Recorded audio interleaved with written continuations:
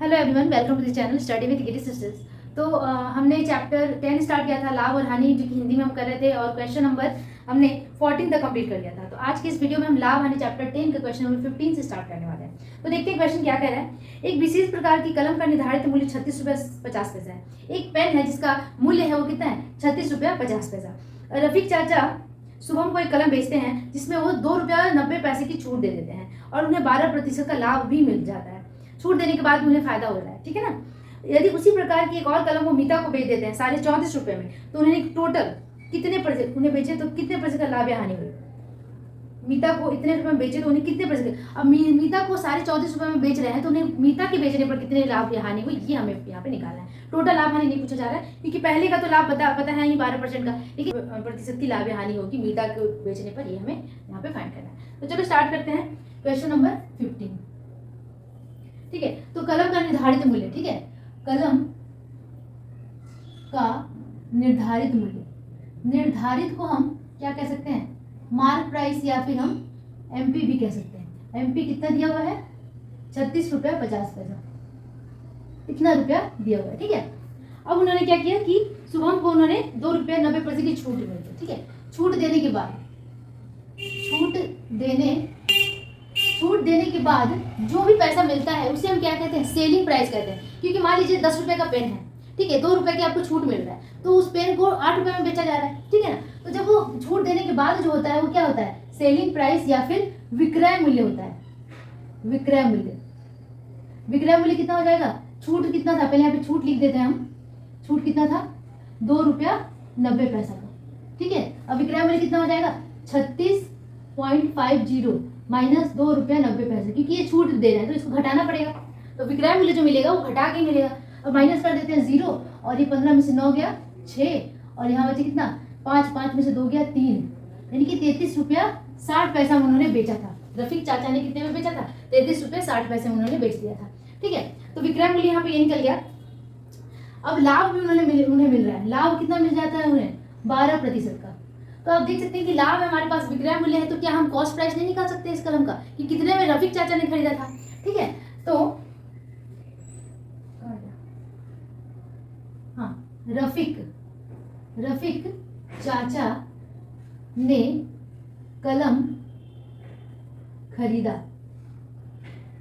बराबर, ठीक है। कलम कितने में खरीदा, ठीक है, उसे हम मान लेते हैं सीपी मान लेते हैं, या फिर क्रय मूल्य कह लेते हैं इसको, ठीक है। आप अपने हिसाब से कुछ, तो हम यहाँ पे सीपी निकालेंगे। सीपी या फिर क्रय मूल्य का फॉर्मूला क्या होता है, 100 बाई, ठीक है ना। 100 बाई क्या हो जाता है, 100 प्लस लाभ, अगर लाभ है तो यानी कि 100 प्लस 12 हो जाएगा, गुना विक्रय मूल्य, यही होता है। चलिए मैं एक बार लिख देती हूँ जिससे याद हो जाए, ठीक है। 100 प्लस लाभ बटा विक्रय मूल्य। अब यहाँ पे 100 बटा 100 जोड़ 12, यानी कि 112 मैं डायरेक्ट लिख दूँ यहाँ पे। 112 गुना विक्रय मूल्य कितना है, 33.60, ठीक है।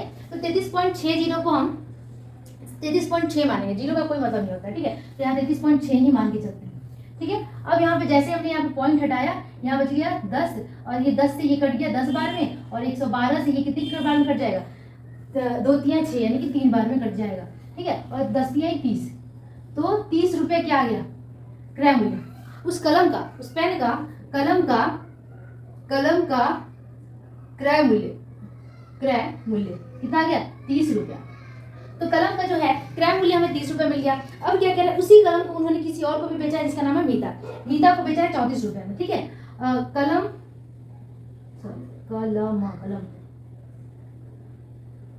कलम को कितने पे बेचने पर, 34 रुपये 50 पैसा, 34 रुपया 50 पैसे में बेचने पर, ठीक है ना। अब कलम को इतना रुपये में बेचा जा रहा है, मतलब कि ये हमारा विक्रय मूल्य है, क्रय मूल्य इतना है, लाभ कितना होगा, ठीक है। तो लाभ हमें निकाल लेना है, लाभ बराबर विक्रय मूल्य घटाओ क्रय मूल्य। अब आप देख भी सकते हैं कि विक्रय मूल्य ज्यादा है, इसका मतलब लाभ ही हो रहा है। जब बेचना ज्यादा होता है तो लाभ होता है। तो 34.50 माइनस कर देंगे हम कितना, 30 रुपया को माइनस कर देंगे, तो यहाँ हो जाएगा आपका। देखिए, अब जब भी अगर डेसिमल का घटाव करते हैं ना, तो इस तरीके से करते हैं, पॉइंट से पॉइंट को मिलाएंगे, और इसके बाद कुछ नहीं है तो 0 है, यहाँ पे बैठाएंगे 30। कई सारे बच्चे ये 50 में से 30 घटा देंगे, तब ये 50 है ही नहीं, ये 5 है, ठीक है ना। तो 0 से 0, और ये हो गया 5 4, और यहाँ पे 4 रुपये 50 पैसा आया, कितना, 4 रुपया 50 पैसा। ठीक है, तो लाभ इतना रुपए का हो गया। अब पूछ क्या रहा है कि कितने प्रतिशत का लाभ यहाँ नहीं हुआ, प्रतिशत लाभ पूछा जा रहा है। तो प्रतिशत लाभ निकाल लेते हैं। प्रतिशत लाभ का फॉर्मूला तो आपके जुबान पे होगा, लाभ बटा सीपी यानी कि पी बाई सीपी। ठीक है, सीपी हमारा कितना है, कॉस्ट प्राइस कितना है, 30 रुपया है गुना 100। ठीक है ना, इस जीरो का कोई मतलब नहीं होता है, 4.5 लिखना चाहिए। बच्चे यहाँ पे भटक जाते हैं, दिक्कत होती है। तो पॉइंट हटाते हैं तो नीचे आ गया 10। ठीक है, 3 यहाँ पे जीरो कटा और जीरो से ये जीरो कट गया, 3 से इसको काटेंगे तो 3 का 3, 3 5 15। ठीक है, तो लाभ कितना आ गया, 15% का। ठीक है, और यही हो गया आपका रिक्वायर्ड सोल्यूशन। तो क्वेश्चन बहुत ही इजी था, बहुत ही इजी था, इसमें कुछ भी करना नहीं था। मैं आपको फिर से एक बार समझा दूं कि कलम का निर्धारित मूल्य जब आपको दिया रहेगा, छूट भी दिया रहेगा, तो आप आसानी से क्या निकालेंगे, विक्रय मूल्य, कि कितने पे बेचा गया था छूट से माइनस करके। अभी विक्रय मूल्य है, लाभ है, तो हम इसका सेलिंग कॉस्ट प्राइस निकालेंगे, मतलब कि क्रय मूल्य निकालेंगे। कलम का क्रय मूल्य इतना आ गया, फिर से किसी और को कलम को बेच रहे हैं, कितने में, इतने रुपए में। अब तुमको लाभ कितना हुआ, तो उसमें से क्रय मूल्य में से विक्रय मूल्य में से क्रय मूल्य घटा देंगे तो हमें मिल जाएगा यहाँ पे लाभ, और उसके बाद हम निकालेंगे प्रतिशत लाभ। ठीक है, तो इस प्रकार से हमने इस क्वेश्चन को सॉल्व कर लिया। होपफुली आपको समझ में आ गया होगा। अब आगे बढ़ते हैं अगले प्रश्न पर। अगला प्रश्न जो कि है क्वेश्चन नंबर 16 नंबर। एक पुस्तक प्रकाशक किसी पुस्तक की 200 प्रतियां को छाप रहा है, ठीक है, और उसके लिए कुछ कागज, कुछ छपाई और कुछ बधाई में खर्च हो रहा है। तो जो भी आपका खर्च होता है ना, आपको ये ध्यान रखना होगा कि जब भी किसी पुस्तक या किसी भी चीज में अगर हम खर्च कर रहे हैं, जैसे कि रोड बनवाने में जो खर्च हो रहा है या फिर कोई भी काम में हम खर्च कर रहे हैं, मार्केट जा रहे हैं कुछ खर्च कर रहे हैं, तो खर्च का मतलब हो गया क्रय मूल्य। ठीक है, क्रय मूल्य यानी कि हमारा सीपी कॉस्ट प्राइस हो गया वो। ठीक है, तो ठीक है, तो 200 प्रतियां छाप रहा है बुक की। तो सबसे पहले तो जो भी खर्च हुआ है उसे हम कॉस्ट प्राइस अज्यूम कर लेंगे, अज्यूम क्या होता ही है। और उसके बाद भी पुस्तक विक्रेता को 20% की छूट भी देता है, और साथ में छूट देने के बाद भी उनको 20% का लाभ भी हो जा रहा है। तो प्रत्येक पुस्तक का निर्धारित मूल्य कितना था, मतलब उन्होंने कितना एक पुस्तक पे फिक्स करके रखा था, ये हमें निकालना है। हम इसे बहुत ही आसान तरीके से हम सॉल्व करने जा रहे हैं। ठीक है, सबसे पहले हम देख लेंगे कि हमारा कॉस्ट प्राइस कितना था। ठीक है ना, तो यहाँ पे प्रश्न संख्या 16 है, कुल पुस्तकें तो होगा यहाँ पे, मेरी हिंदी वैसे भी बहुत खराब है। कुल पुस्तकें बराबर 2000 है ना, 2000 कुल पुस्तकों की संख्या है। ठीक है, और पुस्तकों से छापने का खर्च, ठीक है, कुल खर्च। अब अपने हिसाब से कुल खर्च या क्रय मूल्य जो कि है हमारा, क्रय मूल्य भी आप लिख सकते हैं कि पुस्तकों का क्रय मूल्य बराबर कुल खर्च के रूप में दिया हुआ है। कितना है, ये है आपका 3875 जोड़ देंगे 3315 जोड़ 810 रुपया, 810 रुपया। अब इन तीनों को जोड़ लेते हैं। ठीक है ना, तो ये 5 5 10 जीरो कैरी 1 हो गया, 1 1 2 और 2 और 1 7 1 8 1 9। ठीक है ना, 9 और 1 10 का जीरो हासिल 1, फिर 8 1 9 और 9 और 3 9 10 11 12 12 और 8 12 और 8 20 कैरी 2। ठीक है ना, अब 2 हो गया, यहाँ पे 3 और 3 6 6 7 8, यानी कि 8000 रुपया क्या है, क्रय मूल्य है। मतलब पुस्तकों का जो कुल खर्च है, ठीक है ना, पुस्तकों पर कुल खर्च जो है वो 8000 रुपये का है। ठीक है, अब क्या कह रहा है कि उसमें कुल खर्च दिया हुआ है और साथ में लाभ भी उन्होंने दिया हुआ है। ठीक है ना, तो लाभ हम लिख लेते हैं, लाभ कितना है, 20% का। तो आप देख सकते हैं कि जब लाभ है, खर्च है, तो हम क्या सेलिंग प्राइस नहीं निकाल सकते कि कितने में बेचा था, है ना। टोटल 2000 पुस्तकों को कितने में बेचा गया था, तो पुस्तकों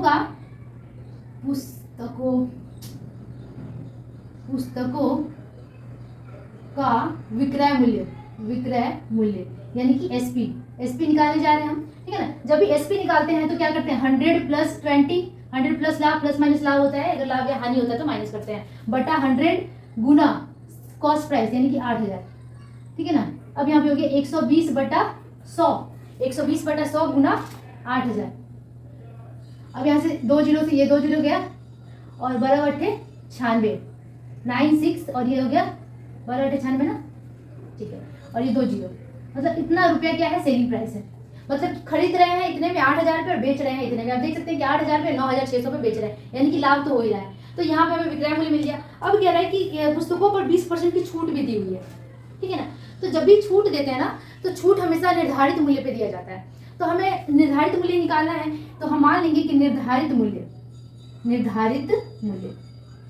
अब इस क्वेश्चन कि जब तक हम पहुंचेंगे कैसे, हमारे पास सेलिंग प्राइस है, और आपको ध्यान देना होगा कि जब भी हम निर्धारित मूल्य में से छूट घटा देते हैं तो हमें क्या मिल जाता है, सेलिंग प्राइस मिलता है।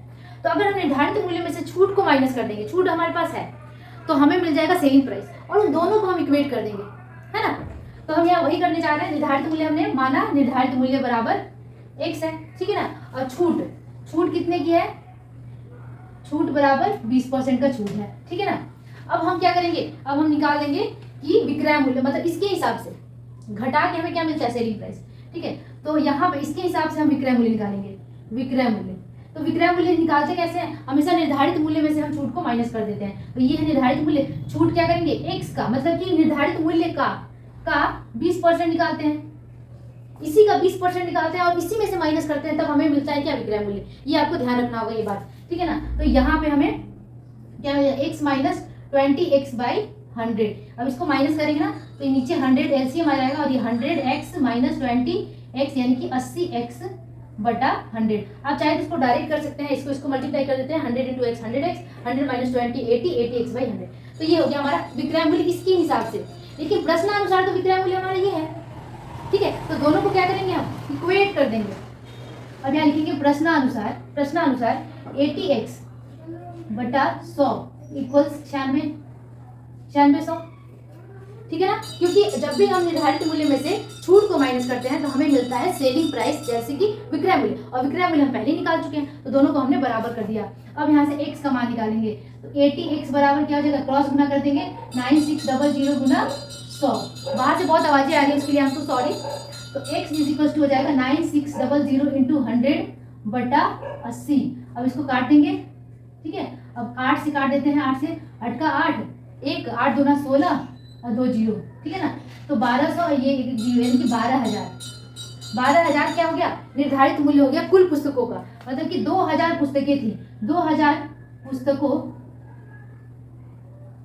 का निर्धारित मूल्य लिखने का जगह नहीं है, मैं यहाँ पे एमपी लिख दे रही हूँ। मार्क प्राइस कितना है, 12,000 रुपया है, ठीक है ना। 2000 पुस्तकों का, तो एक पुस्तक का कितना हो जाएगा, क्योंकि यहाँ पे पूछ भी रहा है कि प्रत्येक पुस्तक, ठीक है। तो यहाँ प्रत्येक मतलब एक निकालते हैं, प्रत्येक पुस्तक का निर्धारित मूल्य बराबर। तो क्या करेंगे, जब भी एक निकालना होता है तो हम क्या करते हैं, भाग कर देते हैं। तो इस 2000 से भाग कर देंगे, 12,000 को 2000 से भाग कर देंगे, तो 3 0 से 3 0 कटा, 2 से ये 6, यानी कि एक पुस्तक का निर्धारित मूल्य कितना था, 6 रुपया था। बहुत ही सस्ता पुस्तक है, ठीक है। तो एक पुस्तक का निर्धारित मूल्य हमें यहाँ पे कितना मिल गया, 6 रुपया मिल गया। बहुत ही इंटरेस्टिंग क्वेश्चन था, होपफुली आप लोगों को ये समझ में आया होगा, ठीक है। तो इस तरीके से हमने इस क्वेश्चन नंबर 16 को सॉल्व कर लिया, जो कि बड़ा ही रोमांचक क्वेश्चन था। इसी के साथ अब हम बढ़ते हैं अगले प्रश्न पे, जो कि 17 नंबर है, ठीक है। क्वेश्चन नंबर 17 कह रहा है कि हासिमा बीबी ने 2 हस्तकलाओं में से प्रत्येक को 1248 में बेच दिया। 2 हस्तकला था उनके पास, प्रत्येक को 1248, मतलब 2 था, 1248 करके उन्होंने बेचा। पहले पे 4% का लाभ होता है, दूसरे पर 4% की हानि होती है। तो उन्हें कुल कितना लाभ या हानि होगा, ये हमें बताना है, ठीक है। तो चलो इस प्रश्न को सॉल्व करते हैं।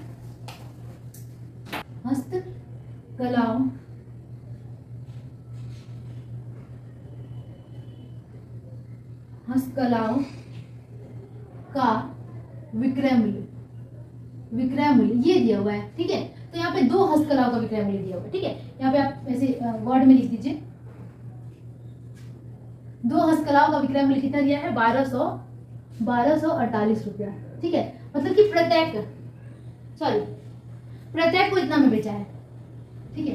तो यहाँ पे प्रत्येक हो जाएगा, प्रत्येक हस्तकलाओं का विक्रय मूल्य, मतलब एक हस्तकला यहाँ पे होगा, एक हस्तकला का विक्रय मूल्य इतना है, ठीक है। तो इस क्वेश्चन को हम 2 भाग में बांट देते हैं कि विक्रय मूल्य क्या दिया हुआ है, विक्रय मूल्य दिया हुआ है कितना, 1248 रुपया। तो एक हस्तकला अगर बेच रही हैं तो उन्हें लाभ हो रहा है कितने का, 4% का। इतना में बेचने पर उन्हें लाभ हो रहा है 4% का। फिर दूसरी हस्तकला को बेच रही हैं, विक्रय मूल्य जो है, विक्रय मूल्य दिया हुआ है दूसरे का, ये पहला हो जाएगा, पहला, और ये हो जाएगा दूसरा हस्तकला का विक्रय मूल्य, ठीक है ना। लिखेंगे यहाँ पे फर्स्ट केस और दूसरे में लिखेंगे सेकंड केस। आप देख सकते हैं बंगाल बोर्ड में इतना है कि आप अंग्रेजी और हिंदी दोनों एक साथ यूज कर सकते हैं। तो यहाँ पे फर्स्ट केस में क्या है, विक्रय मूल्य कितना है, लाभ कितना है। दूसरे में भी विक्रय मूल्य कितना है, उतना ही है सेम, क्योंकि प्रत्येक को बेचा जा रहा है इतना रुपया है, और यहाँ पे हानि हो रही है, यहाँ पे उतने की ही 4% की हानि हो जा रही है। ठीक है, तो पूछा जा रहा है कि कुल कितना लाभ या हानि हुआ, ये हमें बताया। तो यहाँ विक्रय मूल्य है, लाभ है, हम इसका सेलिंग प्राइस यानी कि कॉस्ट प्राइस क्रय मूल्य निकाल सकते हैं। क्रय मूल्य का फॉर्मूला हमें पता है क्या होता है, 100 बटा, यहाँ पे लाभ है तो 104 हो जाएगा, जुट जाएगा 100 के साथ, गुना विक्रय मूल्य 1248। 2 से काट देते हैं तो 2 2 5 10, 2 2 का 4, 2 से काट 2 6 का 12 और 2 2 का 4, 2 4 का 8। अब ये 13 से कट जाए, 4 से कट जाएगा। ठीक है, 4 से काटेंगे तो 4 का 4 और 4 3 12, 13 12 में 4 से 4 का 4, 4 5 6 2, 4 3 12, 4 4 25 20, 4 25 20, 4 6 24। ठीक है, अब ये 13 से कटेगा शायद, 13 कम 13, 14 15 13 दूना 26, यानी कि 12 बार में कट गया। तो ये हो गया 12 गुना 100 यानी कि 1200 रुपया। कितना आ गया विक्रय मूल्य, क्रय मूल्य 1200 रुपये। ठीक है, अब वही क्रय मूल्य हम यहाँ भी निकालते हैं कि जब इतना हानि होता है तो कितना क्रय मूल्य हो जाएगा। तो क्रय मूल्य निकाल लेते हैं यहाँ पे भी, क्रय मूल्य। तो यहाँ पे क्या हो जाएगा, वही सेम फॉर्मूला लगाएंगे। तो यहाँ पे हानि हुई है तो हमें ध्यान देना होगा कि 100 बटा 100 माइनस 4 यानी कि 96 हो जाएगा, गुना 1248। ठीक है, यहाँ पे कंफ्यूज नहीं होना है, 100 माइनस 4 होगी कि हानि हुई है, कि 96 हो जाएगा। अब इसको भी हम काटेंगे, 2 से काटते हैं या फिर 12 से भी कट जाएगा, 12 से 12 96, और ये 12 से काटेंगे तो 12 कम 12, 0 बच्चों 48, 4 बार में। ठीक है, अब 104 को 8 का 8, 9 10 2, 8 3 24, 13 बार में कट गया, यानी कि 13 गुना 100 यानी कि 1300 रुपया। ठीक है, तो यहाँ पे आप देख सकते हैं कि क्रय मूल्य 1200 हो रहा है, लेकिन यहाँ पे क्रय मूल्य 1300 हो रहा है, लेकिन बेचा गया सेम दाम पे, खरीदा अलग अलग दामों पे गया था, बेचा गया था सेम दाम पे 1248 करके। अब यहाँ पे बोले कि कुल कितना लाभ या हानि हुआ, तो कुल विक्रय मूल्य निकाल लेते हैं पहले तो, कुल विक्रय मूल्य है ना। तो 1248 जोड़ 1248, 1248, ठीक है ना।